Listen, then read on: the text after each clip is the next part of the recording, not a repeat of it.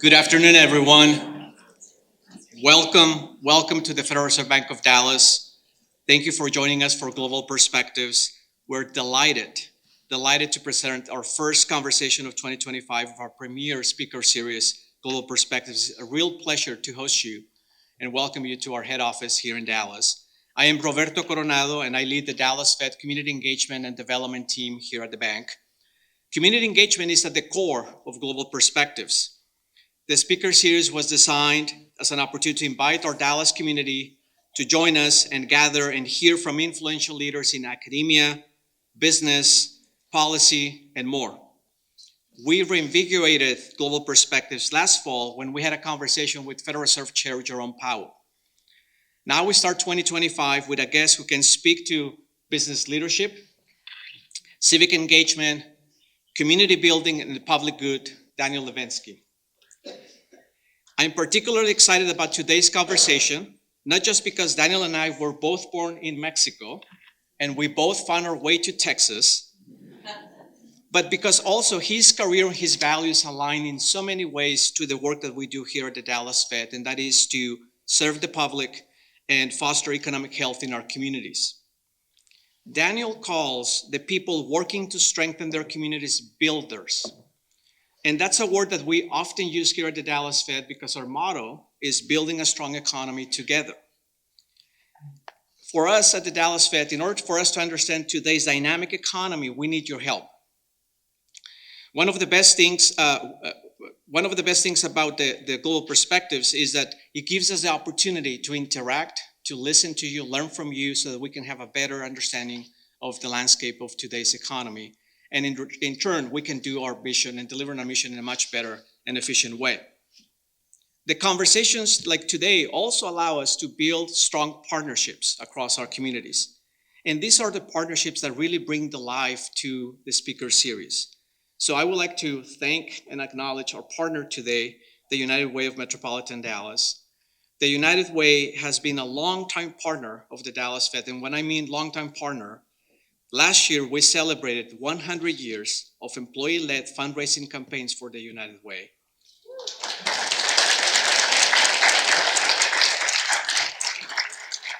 I especially would like to recognize Jennifer Sampson and her team, her outstanding team.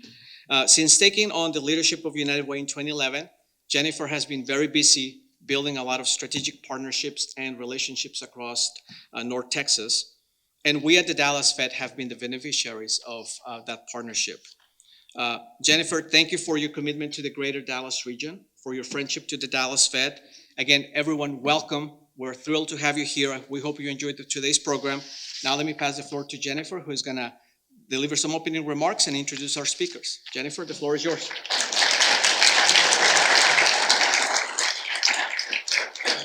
Thank you, Roberto, for such a kind and generous introduction. And welcome, everyone. We're so happy to see you here tonight at the Dallas Fed. And it's my privilege and honor to welcome you and introduce our speaker, our featured speaker tonight. For those of you who don't know, and I hope there are not a lot of you who don't know, our mission at United Way is simple, but it's powerful. And it's to improve lives across North Texas by mobilizing the caring power of our communities by investing in three specific areas: education, income, and health. And since 1924, we've brought together community leaders, nonprofit partners, corporations, and individual philanthropists to improve lives. Because we know that when we come together in this community, we are the heartbeat of this community. And we have here in North Texas tremendous momentum. This year marks a century, 100 years of United Way of Metropolitan Dallas, creating opportunity for all North Texans to thrive. And we're also celebrating our 100th year. As Roberto mentioned, the Fed has been running employee giving campaigns with United Way of Metropolitan Dallas since the very beginning.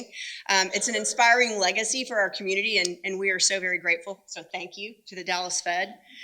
We're also fortunate tonight to have some of our Tocqueville leadership here at United Way, the Tocqueville Society named for Alexis de Tocqueville, who wrote Democracy in America when he traveled to America in the early 1800s. Our Tocqueville Society celebrates giving and philanthropy here in North Texas. And in the spirit of collaboration, Tocqueville volunteers come together to build strong and healthy communities. So I want to say a special thanks tonight to Jason and Laura Downing, who are the co-chairs of our Tocqueville Circle. Wave, Jason. Our Tocqueville ambassadors, Don and Carol Glendenning, who are sitting right next to Jason and Laura. And we have one of our 3 women of Tocqueville leaders in the room. There she is, Michelle Thomas. So thank you, Michelle, for being with us tonight. Jason and Laura, Carol and Dawn, Michelle, and her co-chairs of the Mighty Women of Tocqueville, we appreciate your leadership and direction and continue to push us for measurable results here in North Texas. Jason is also a foundation board member at United Way and has been a board member as long as I've been CEO at United Way of Metropolitan Dallas. And Jason joins an esteemed group of United Way board members who are also in the room tonight. Our board chair, Antonio Carrillo, is here this evening, the CEO of Arcosa. Welcome, Antonio, and thank you for your leadership. We also have our Centennial Fundraising Chair, Stephen Williams, who is the CEO of PepsiCo Foods North America, with us tonight. Thank you for your leadership. I'll tell you, we've got a board that is so forward-thinking and strategic about how to improve this community. It's a pleasure and a joy to work with this board every single day. In addition to the board, we have members of our CEO Advisory Council with us here this evening, including Kurt Farmer. Where's Kurt? The CEO of Comerica, who chaired the United Way campaign this past year and took us to record heights in terms of resourcing the impact work here in North Texas. So I want to say a special thank you to all these special volunteers. If you please help me give them another round of applause.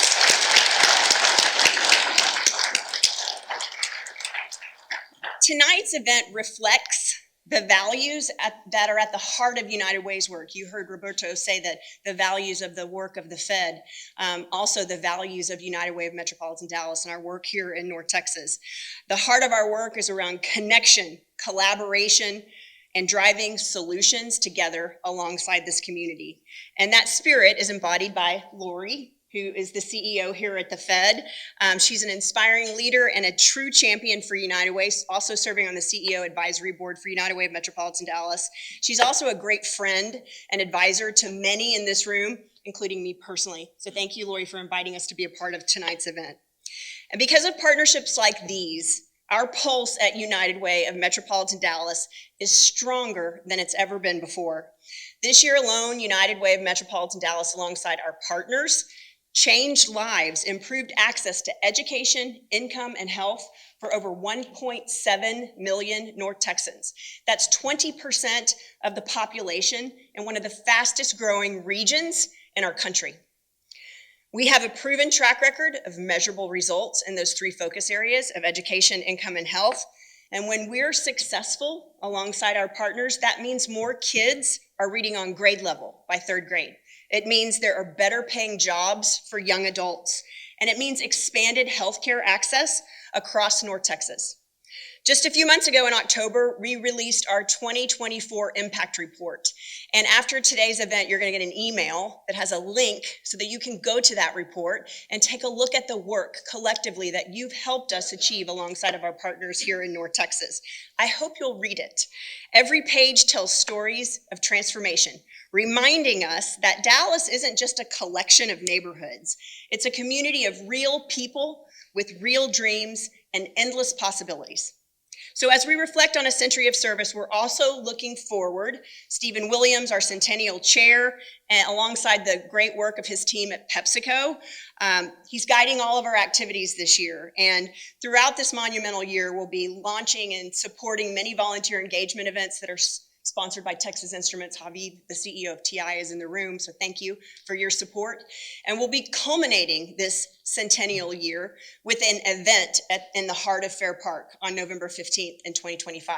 I hope you'll mark your calendars and save the date to celebrate with us the history of so much impact that is really the catalyst for our future here in North Texas. Our invitation this afternoon is simple. Join us. Let's make big dreams for Dallas, big dreams for North Texas, a reality for all of our neighbors. Go to unitedwaydallas.org if you want to get more information. You can always reach out to me personally. Tonight, we are honored to welcome someone whose journey and mission aligns perfectly with United Ways, Daniel Lubetzky.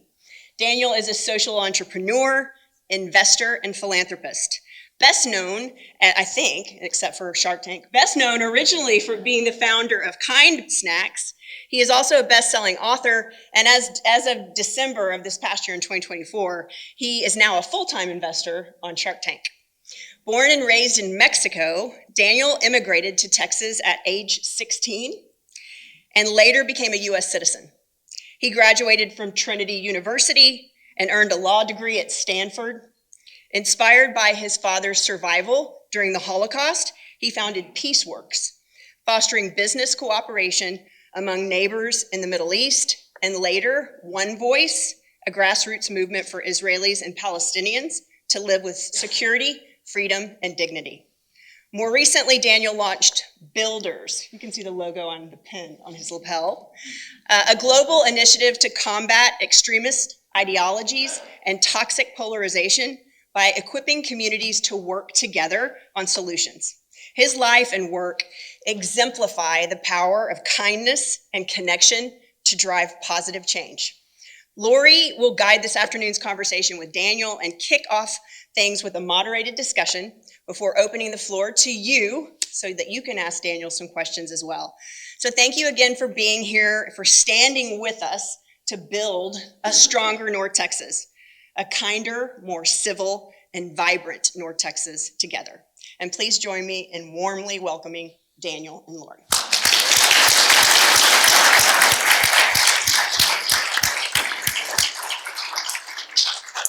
Thank you so much, Jennifer, for joining us this evening and being a part of this Global Perspectives series that we have. Thank you for being such a great partner, and I've really enjoyed the opportunities to continue to collaborate, including this evening. And thank you all who are here with us in person, and for so many of you who are also joining us online. We're thrilled to have you. I know some of you joined us for our event in the fall with Chair Jay Powell, and we're excited you came back for today's conversation with Daniel, founder of Builders and Kind Snacks. I'm really looking forward to the conversation. I hope we're going to cover a variety of topics, but I really want to focus on your leadership journey, building bridges, and your outlook for the future. I just need to start because for somebody with ADHD, there was so much information. I kept having a good joke after another, and they all are vanishing. So I'm just gonna try before I forget to share a couple of them. Following Mr. Powell, probably not. I have 50 variations of the joke for how this putz is gonna follow Mr. Powell. So we'll see what happens with that one. But I just need to say, my dad, when I was growing up, would say, if you wanna know if a place is well run, look how they keep their bathrooms. I was so stunned. I went in through the entrance. If you haven't known, I'm not making it up. The place is so immaculate. The bathrooms are kept better than in any hotel in Europe or America. I've heard a lot of things about our building, but this is the first time I've heard anything about the bathrooms. Lori runs a really impressive outfit. And then I went to a different bathroom just to check if it was just. And again, they had an amazing setup. So any of you, if you're ever in downtown Dallas and need a break, you know what to do. And then the last thing I will tell you before I continue to take over this conversation for Pula is I engage something, I'm a very curious guy, so I engage in something called the Mexican Inquisition, when I ask question after question after question after question, and I drive everybody nuts with all my questions. Poor Lori, since I met her, the woman is amazing. She is so knowledgeable. I've been peppering her with questions since we connected and have not stopped asking questions. And she always hits it out of the park with her knowledge and her kindness to my really dumb questions. So thank you, Lori. It's really, you're an impressive. We love it. We love it. We love the questions. This is your first time within in an activity with the Federal Reserve System. Other than when I tried to break in at Fort Knox, but nobody knows about that one, so we'll keep it that. Is Fort Knox part of your system or no? not? No. That's not us. But we do have as good of security. That is better. true. Well, on behalf of the 1,400 employees here in the 11th Federal Reserve District, which includes all of Texas, southern New Mexico, and northern Louisiana, we thank you for being here. In addition to Dallas, I guess you should visit the bathroom in our 3 other branches, which we have in San Antonio, Houston, and El Paso. You see how quick she is with the comebacks? You see that, guys? I'm telling you. So I'm a big fan. I'm a big fan of yours, and my favorite that I pick up everywhere is Dot Chocolate Nuts and Sea Salt. That's the best one, I think. I don't know where everyone else is. That's got to be the best-selling one. It's the #1 best-selling item in the category. But who's counting? But who's counting? Needless to say, Kind is a household name, and I thought we could start the conversation today just with your leadership journey to Kind Snacks. And so Jennifer gave us a great opening about your background, born in Mexico City, but then you and your family moved to San Antonio. Sort of what brought that transition of your family from Mexico into Texas, and how did that shape your entrepreneurial spirit that's been part of your journey from the beginning? So my dad was liberated by American soldiers from the Dachau concentration camp. He was 9 years old when the war started, 15 and a half when he was liberated by American soldiers. And I was 15 and a half when I arrived to the United States. So very different circumstances, right? He arrived to Mexico with a 3rd grade education. When he was liberated, he weighed 70 pounds and was 6 feet tall, so he was barely alive. And he had to make his own way. He didn't speak Spanish or English, 3rd grade education, educated himself. And I was in a unusual community because it was Mexican Jews that they taught us Yiddish as a first language in Mexico. So I was very confused. And I always share this thing because it just shows you how much of a confusion this was. All my friends were Jewish because we're in this Jewish school. And when my mom finally said, you need to meet some Christian kids, and I had a play date, and I was like 12 or 14. I said, okay, I'll be right back. I'm gonna go fishing. Voy a pichar. And he said, what is that? And it's like, voy a pichar. I'm gonna go to fishing. And I didn't know that was a Yiddish word for going to the bathroom. I thought it was Spanish. And he's like, I don't know what that pichar thing is. I'm like, stop kidding or I'm gonna kick you in the tuches. And he's like, what is tuches? And I'm like, stop kidding. I thought tuches was this. I swear, I thought it was a word for tushy in Spanish, but it was Yiddish. I didn't realize I was speaking Yiddish. So that's how confused I am. We arrived in San Antonio only to get even more confused because I went from a private school to a public school, Robert Lee High School. I was just telling this story a couple of days ago to my wife that I only now have the excuse that I'm ADHD. I've been reading about ADHD. I'm like, yeah, I have that. But back then, the only thing they knew is that I was tardy to all the classes. And in Robert Lee High School in 1984, if you were tardy, you could either do detention with a lot of serial murderers, or they would give you licks. And licks is like they would bend you over 3 times with a big board, and that I got a lot of licks. And so I was very confused. The reason we came to San Antonio, besides cherishing that sadomasochistic experience, was that my father, together with 4 other Holocaust survivors, this is almost like I'm about to deliver a punchline of a joke, but they all got together and they built a duty-free business from nothing and became a very successful business along the border. I met some people from McAllen, from other places in the border, Brownsville. All of the, it was called IBW and UETA. Maybe some of you may have heard of it. But we came to be closer to my dad, to his work, because he was traveling a lot. And their headquarters was in Laredo. If I try to do a Texan accent, they will kick me out of here. But we moved to San Antonio because we wanted to be in, the center of civilization. So we moved away from. So that's how it all started. And I probably did not answer any of what Lori was saying. She's like, how am I going to handle these? Okay, but you came to San Antonio, and your father then was an entrepreneur. So you saw that She's got him, Daniel. growing up. Here Please I'm talk coming. Here I'm about coming. that. My father was a entrepreneur. self-made entrepreneur. And what was the first company that you started? Well, when I was 8 years old, I started doing magic shows and, forcing people to watch me and pay me for doing magic shows. I'm sure one of those tricks is coming out this evening sometime. I'm happy to if you want. Then at around 16, I was legally in the United States, but I didn't have a right to get a job, but I could start my own enterprise. So I became an entrepreneur. So I had a set of kiosks first I started in the flea market selling watches and other tchotchkes. I don't know how to say that in English, like other little trinkets. And so I was in the Eisenhower flea market. I learned my negotiation skills there. And then in North Star Mall and Ingram Park Mall, different malls in San Antonio, Texas, I had little kiosks selling watches. And I had a group of student representatives from Trinity that I employed. And I know that because one of our leaders here at the bank bought a worked watch? for you. And they're looking for a warranty? She was working with you in Really? the watches Who's at the that? mall. Do you know I won't call her out of the audience, but she told me the story. And Well, she if I got owe to you really any was an entrepreneur. overtime wages, please let me know. But it was a lot of fun. One of the booths was called Watch You Want. Watch dash you dash want. Genius is like, what you want, dude? Do you want to watch? What you want? And then the other one's called, because Daniel Lubetzky doesn't really ring that well for a watch brand, so I called it Daleki Times. Instead of Daniel Lubetzky, Daleki, get it?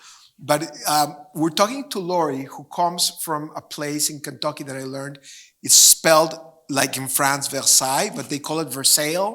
Versailles. Versailles. She's from Versailles, Kentucky. It's a similar thing. Yeah, I challenge it. But Jennifer talked about this in the opening. The company that you started right before Kind, Peaceworks. Oh yeah, that was the next thing. That was the next one, and I think you learned a lot of lessons from that that really made Kind so successful. Maybe you could talk a little bit about She's that. no longer giving me open-ended questions. So she's like guiding me very strictly. She's like the lawyer leading the client. Answer this question and nothing more. But yes, Peaceworks is I conceived it while at Trinity and at Stanford Law School. With my college thesis was how to use business to bring neighbors together. And it's interesting if you look at the common thread of everything I've done and I look back, it's easier to connect the dots. It's always been about building bridges and by using market forces to try to bring people together. And so Peaceworks had Israelis, Palestinians, Jordanians, Egyptians, and Turks trading with one another, making a line of sun-dried tomato spreads and basil pesto. Brilliant brand name. It was called Moshe Pupik and Ali Mishmumken's world-famous gourmet foods. Ring off the tongue. The trauma from that is what got me to the next time. Just call it Kind, keep it simple. But I ended up doing ventures in South Africa, in Sri Lanka, in Mexico, in a few other places to use, in Indonesia, to use business as a force for positive change, for connecting human beings. But like Lori was hinting and trying to guide me to making a ton of mistakes. I was a confused Mexican Jewish lawyer selling sun-dried tomato spreads made by Palestinians and Israelis. Like I didn't know what I was doing. And but after 10 years of a lot of mistakes and lessons, I kind of developed a good knowledge of the natural food space, and I had an idea for what became Kind, which was a snack that could be good on the go, where you could eat something that you could feel good about, eating something that was nutritionally dense but also tasty. And that's when finally, after 10 years of mistakes, this thing took off. One of the things I was in reading and learning about from you was, you really have an approach to entrepreneurship. And I know we have a number of entrepreneurs also in the audience. I think you call it the 3 C's, creative, critic, and crusader. I think those are the 3 C's. Maybe you could just tell us a little bit about, how did you come to that perspective of what I've learned is that entrepreneurship? there's a lot of C's. So we now have 4 C's for our nonprofit thing, 3 C's for the business. But the one you're talking about is about the phases of entrepreneurship. But it actually is about life also. It's like when you're pursuing anything, you need to separate the creative process from the skeptic analytical process from the process to pursue something. And you don't want to combine them because you can get in trouble. So for example, when you're in the creative space, you want to just be creative. You want to unleash that creativity and come up with really, really crazy answers. Because sometimes by pushing yourself into the boundaries to think outside the box, that's when the transformative ideas come. And if you start applying filters during that phase, you might not be able to come up with the best answers because you're too constrained by what society thinks is right, by what you think is right, by what society's told you is allowed. So during the creative space, you need to really brainstorm and have no rules.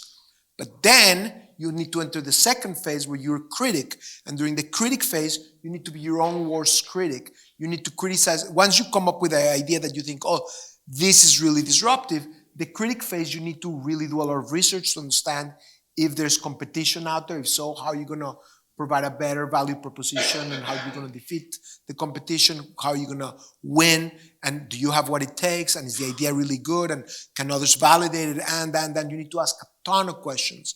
And it's very important to have that critic phase, because otherwise you might end up with really bad ideas, as I did when I had this genius idea to come up with a Peace Works Cafe that was going to be a place that would allow homeless people walk in and have a very fancy dinner with a person, and they would be paired and be forced to eat with each other to discover each other's humanity. But I hadn't thought about the fact that people might not want to pay $200 every day for that experience. It was very altruistic, but very naive, right? So the general's like, you don't need a critic face for that. You just need a brain. If I look in this direction, it's my team encouraging me, keep going, keep going. If I look in that direction, it's like, dude. And then the third phase is what you call the crusader phase, which is if you have done through the creative phase, you come up with something really, really creative out of the box, and you've really done the trial by fire, intellectual fire, where you really think that you have something that can really work and that society will reward, then and only then you need to flip a switch in your brain and go into crusader mode, which means I will not stop till I achieve my goal. Nothing's going to stop me. Because any entrepreneur's journey, well, maybe almost any entrepreneur's journey, is going to be filled with a lot of errors, a lot of trials and tribulations, 2 steps forward, 2 steps back. And so you need to have the wherewithal, the staying power to get there. And so you need to have the fortitude to do that. Well, I know with Kind, you ultimately sold it, but I think you still are pretty involved with the leadership team still today? I sold a controlling stake in 2020, and gradually we set up a phased process to make sure that we set them up in a good place, while I also have moved my responsibilities to builders and to Camino partners. But you still invest in a lot of entrepreneurs. Yeah. Jennifer talked about Shark Tank. My kids know that well too. They're very avid fans of Shark Tank. You know, when you're making those investments in entrepreneurs, you know, what lessons do you take? Maybe what's a lesson that you take from Shark Tank in particular? Well, Shark Tank is very different from my other investments. Our other investments, Troy Marcus is there. He's one of my partners on the real estate front. Other investments in food are Cava, the restaurant chain, which was a great, it's an incredible journey and an incredible CEO and partner. Somos Mexican Foods, and tends to be companies at a little bit greater scale. In Shark Tank, they're super early startups. They're like, you know, real works of love because they're fledgling enterprises. And there it's predominantly because you're trying to give back and to try to coach people that are taking such huge risks to try to make it work. And people did that for me, right? They coached me and they spent a lot of time trying to support me and helping me. So that's kind of one of the lessons. I mean, how many hours do you have? I think some of the lessons are to have the humility to understand that you don't really understand that much. Meaning, it took me 10 years of mistakes at Peaceworks to then get it right with Kind. It's taking me a lot of lessons as an investor to get it right as an investor. It's very different discipline. As an entrepreneur, you have the instinct for action. You have the instinct to roll up your sleeves to get stuff done. As an investor, no matter what you try, you're not the person leading the charge. So you need to learn to coach, to empower, and to understand your limitations. Um, I think in terms of Shark Tank entrepreneurs, it's just beautiful to see people pursue their dream. I mean, one thing that we take for granted that we don't realize here in the United States is how rare the entrepreneurial spirit in America is. There's many, many countries where failure is not tolerable. It is like a mark against your family. And so people don't take risks because if they fail as entrepreneurs, they will be chastised and hated. And so the entrepreneurial spirit doesn't exist. Entrepreneurial spirit cannot thrive without recognizing that making mistakes is part of the formula, that you have to be okay with any pursuit, being okay making mistakes. It's part of your journey. Even in sports, you look at the data, because my kids do a lot of sports, unlike me, as you can tell. But why are you laughing? But a lot of the most extraordinary figures in sports barely win. It's just they in tennis, you have to win 51 or 53% of your points to become the most extraordinary player. But 47% or 49% of the time they're losing. You need to have an attitude where I did my best, move on. I did my best, move on. If we don't have that in America, and this goes with the dangers that our society is facing, if we're not more forgiving of one another, if we're not more recognizing that everybody makes mistakes, we're going to undermine that spirit of entrepreneurship that has made our nation so great.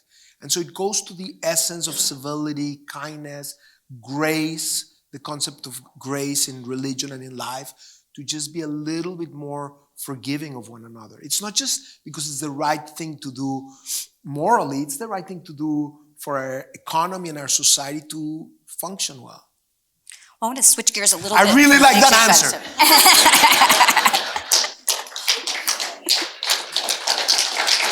I don't think I had come up with that one before. I just wanted to wake up that guy. When Roberto opened us this evening, he talked about our motto here and mission at the Fed, which is building a strong economy together. So I really love the focus on building bridges and that theme. And I wanted to talk a little bit about that. Can you talk about Builders? Why'd you create it? What is it? And why are you passionate about it? Because I think this room is filled with people who also believe deeply in building bridges. But a little bit more about what brought you there. Yeah, the challenge that we have in society is that, like in this room, the overwhelming majority of Americans and human beings are builders, or they want to be builders. They're people that want to unite, bring light, build bridges, build houses, build opportunities, build jobs, build civic enterprises. It's fundamental to the American spirit and also to the human spirit.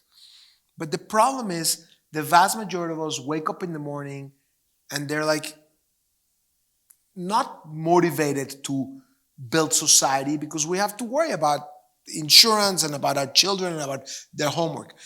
It's a very, very small minority that are extremists.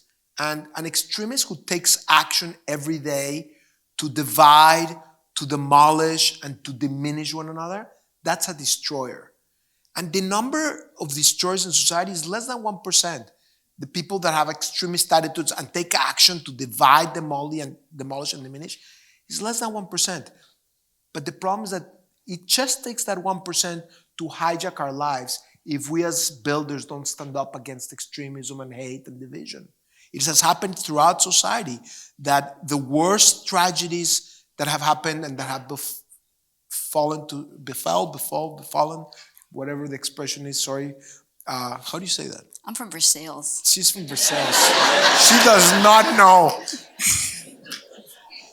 That have happened to people are because citizens don't become builders and allow extremists to become destroyers and to seize the agenda. And what we need to do is to fill that vacuum with builders. And the reason why we started Builders here is I always thought as a kid when I started hearing about the stories of what my father went through in a concentration camp and in the Holocaust, and incidentally, he went through horrible stuff, but the way he chose to remember his experience, 'cause my sister and I always debate how much of it was really that it was the kindness of others that helped him survive, or that he told us that. That's certainly what I drew. And if you there's a YouTube video, you can look it up if you want to learn more. Roman Lubetzky, Holocaust interview, and you can. It's very interesting, but very powerful. But in the 2-hour interview, what I got out of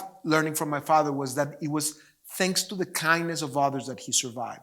Even the enemy, there was a German soldier that when people were not watching, threw a potato by my dad's feet, and that helped him survive. That's what he told us, and that's how he saw his survival. And that's what he committed himself to do, to be kind to others. And that's why I named the company.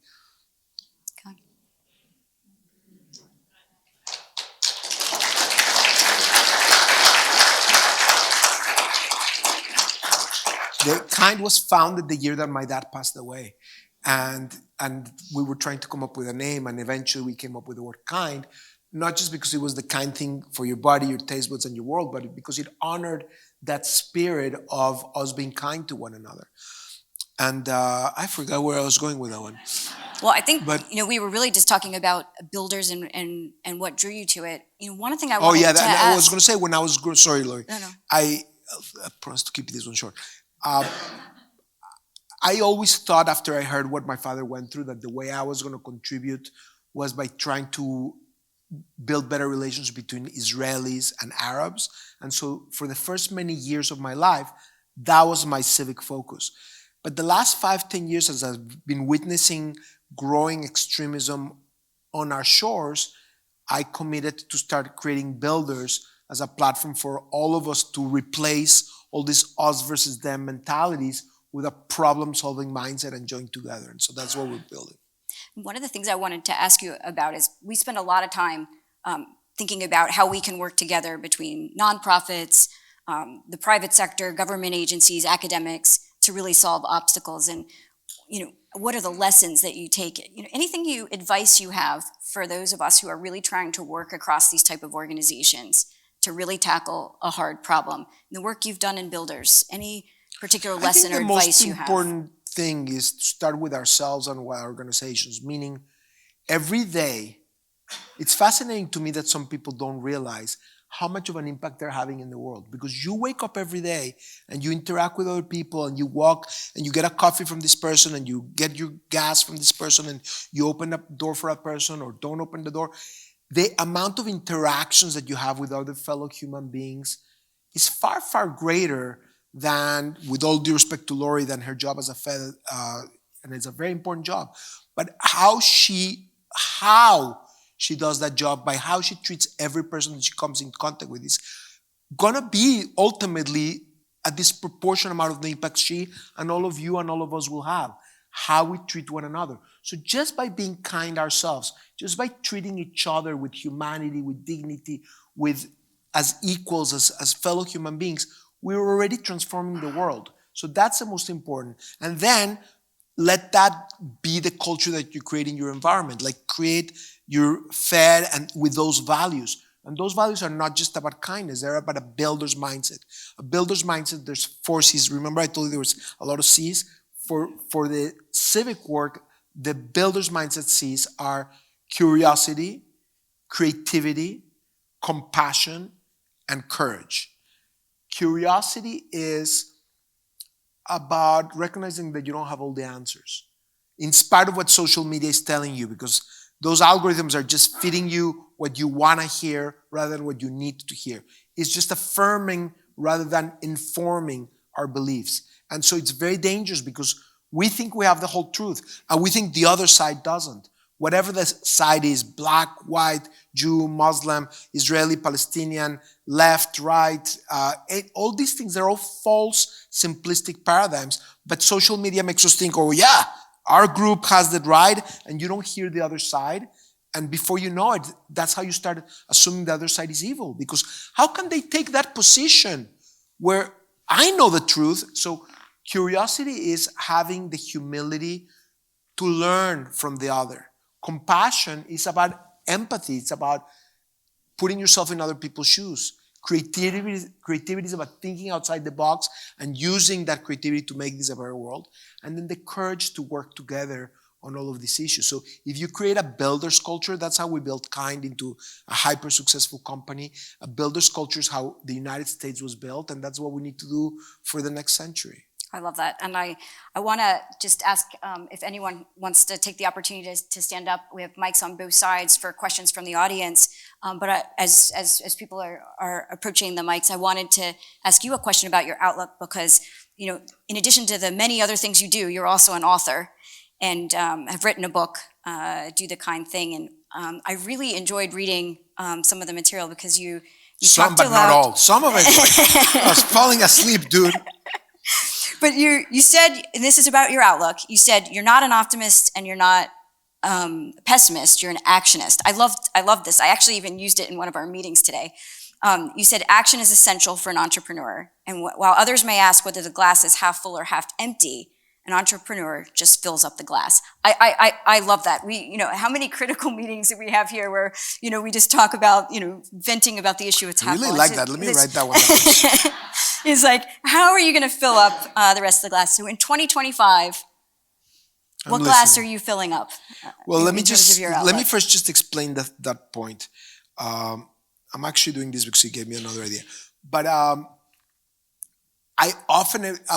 was going to Gaza Strip from 2000 or from 93 to 2008, and spending a lot of time as a Jew in Gaza is not easy, and spending a lot of time with Palestinians and Israelis trying to bridge relationships. And people kept saying, "Oh, why are you so optimistic? Why are you so?" And it never was about optimism. And so I started thinking about the issue, and I realized that I was not fueled by being optimistic because I'm often not, nor pessimistic. I just don't think that way. I was fueled by determination, by recognizing the power that we all have to actually make a difference. And I think that's essential for us to win in society and to seize back the agenda away from forces of hate and division and extremism who are on the vanguard right now. And so that is where it comes from. And then I forgot the question you were going to ask me. Well, I loved the metaphor, and I was trying to think about for you, and you look at what glass you're trying to fill up in 2025 as we start the new year. What glass is that you're trying to fill up? Well, I kind of already shared about builders, but I'll tell you, we're very committed to do builders in Texas. I've thought about it strategically for many, many years, and we need to win in Texas. And if we win in Texas, we will win in the United States. And if we win in the United States, we will win in the world. There are forces of darkness attacking us, foreign governments that don't like our way of life, different forces that monetize hate. And the stakes are very, very high. And Texas is where Texas goes, the rest of the country goes. Where the United States goes, the world goes. So we need to prove out that by building a movement and identity as builders, we can take our state in the right direction. And the right direction is not left or right. It's, instead of dividing us versus them, is figuring out common sense solutions for everybody and identify where the people are and what the people need together with the people. So we have a whole methodology, which today we don't have enough to describe, but please go to buildersmovement.org or whatever social media you do. You can go look up Daniel Lubetzky or look up Builders and join us and be part of the journey, because we need every one of you to make a difference. Well, also in the audience and also online, we have a number of students, and I would, and I know they would value, and I would value hearing, when you're talking with students, what's your one piece of advice you have for them based on the experience that you have? I'm getting ideas, so I'm writing them down. I'm not being disrespectful. A little disrespectful, but for the I think the most important piece of advice that I can give to students is make sure you spend the time to talk with yourself. Because, and I gave a talk about this at Trinity at the commencement talk in 2011, and it's interesting how I started noticing that problem already then, because now it's 2,000 times greater. all the iPhones have sucked all of our remaining attention. Like when I was walking to college, to my classes, I didn't have a device. So I had to either whistle or dream in my, or both, right? Whistle and dream. But countless hours I spent with myself reflecting and thinking and philosophizing and wondering.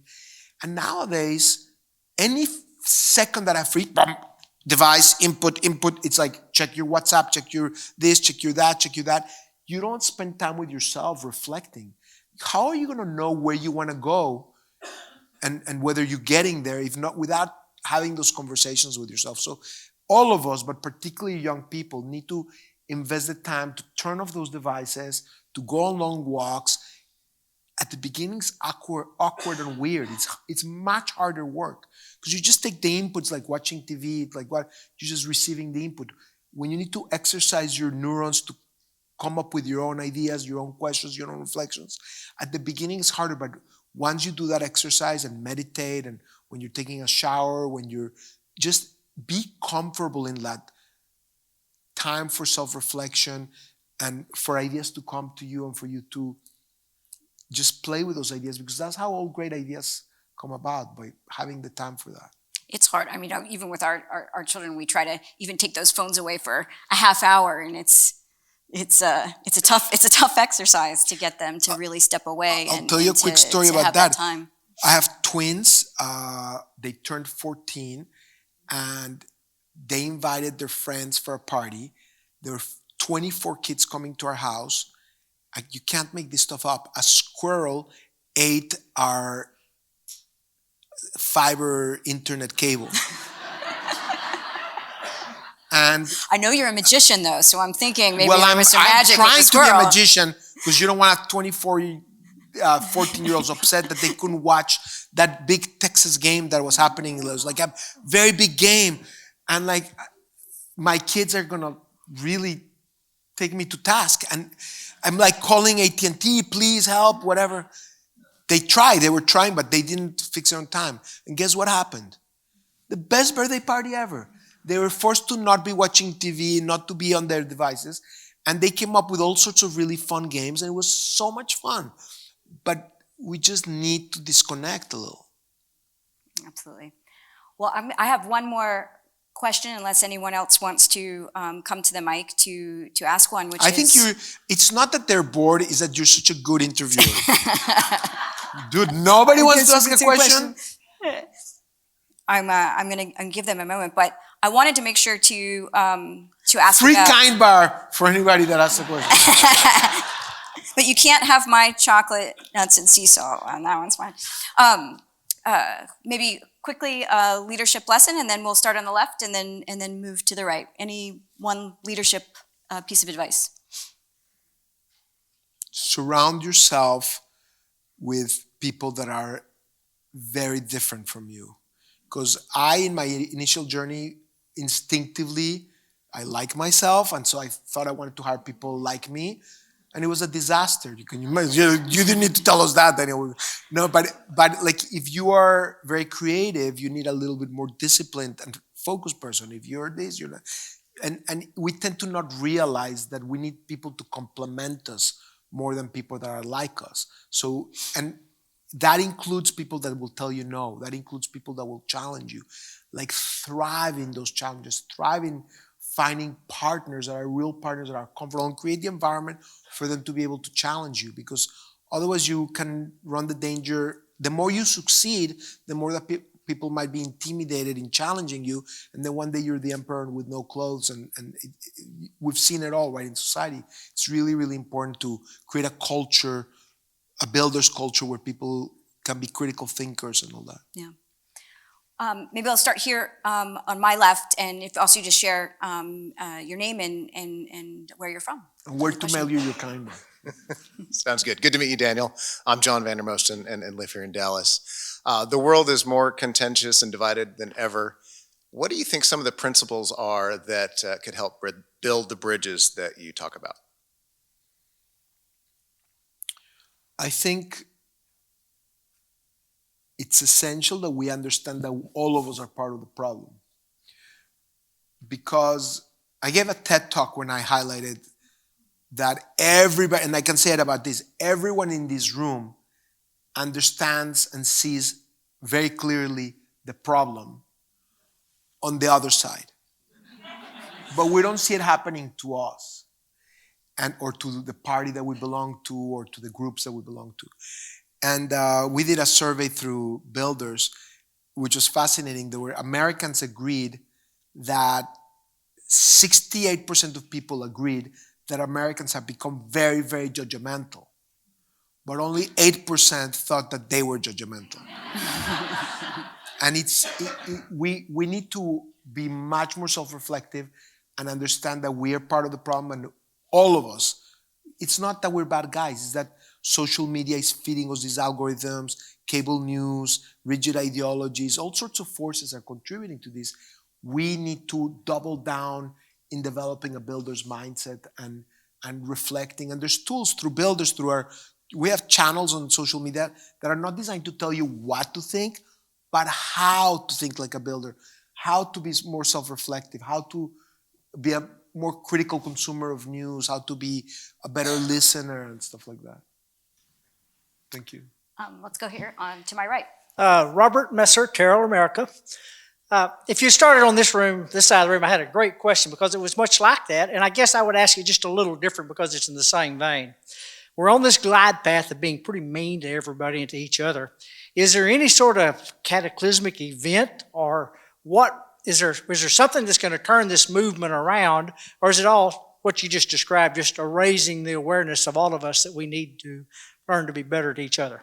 It's such an excellent question, and I think what I've observed, I don't have a crystal ball to be certain, but what I've observed is that it's gonna get worse unless all of us take action. And we can and we will, because I had a meeting with Jack Martin, who you may know about this, and like everybody feels this. Like the reason why we will win is because it's not 87 or 93%, it's probably 99% that want what we just had this conversation about. We just need to recognize that we cannot wait for others to do it for us. We need to be part of the solution.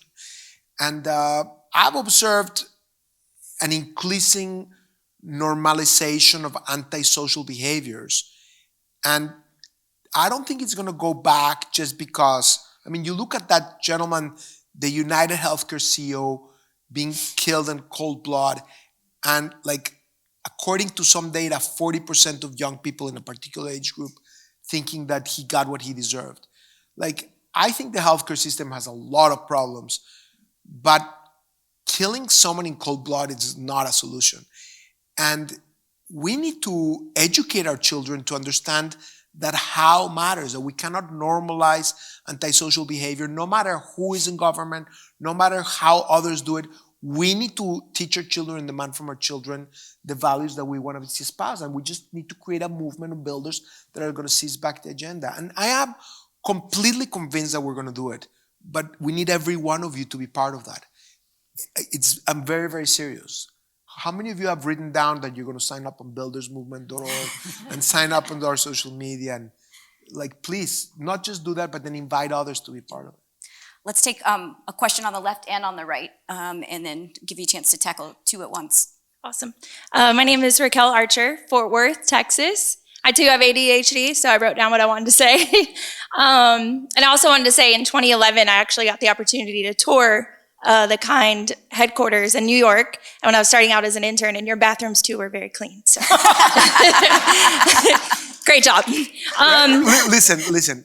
Every team member at Kind got stock options and was a fellow owner, including Sabina, who cleaned those bathrooms. But that said, our bathrooms got no chance of competing with the ones here. Like, please, Rachel, come on.